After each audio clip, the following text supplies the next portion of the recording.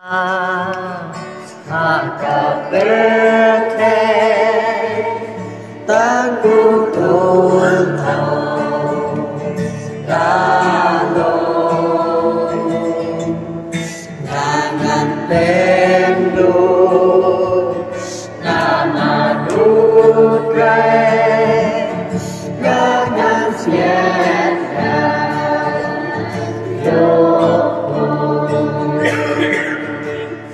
dan kami lengkap dan susahnya aku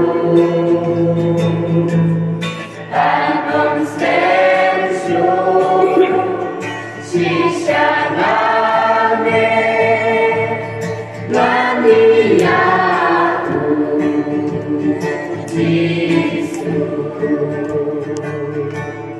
Lajeng sito ngejeng lera paling tiga ngasih lajeng lona lake nama Yesus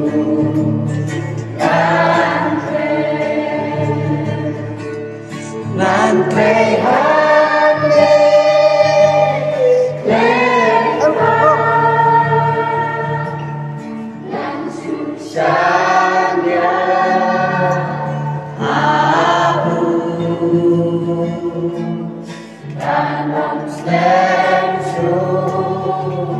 sisa nane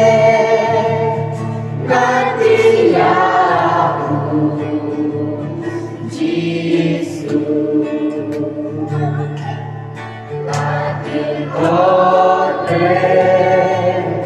Iwan Banta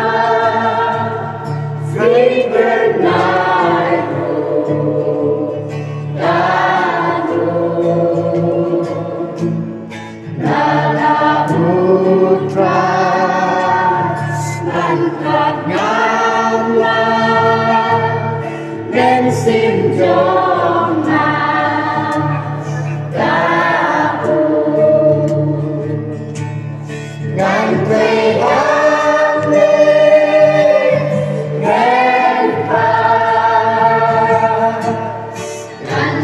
susahnya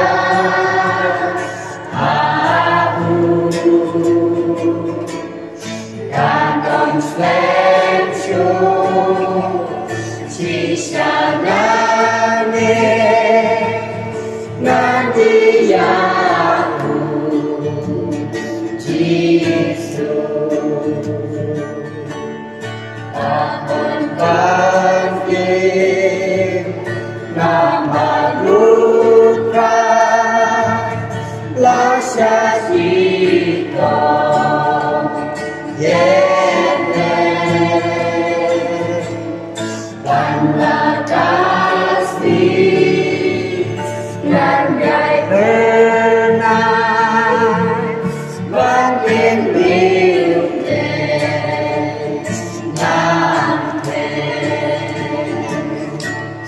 Ngantre habis lengkap dan susahnya aku kantong sensu sisa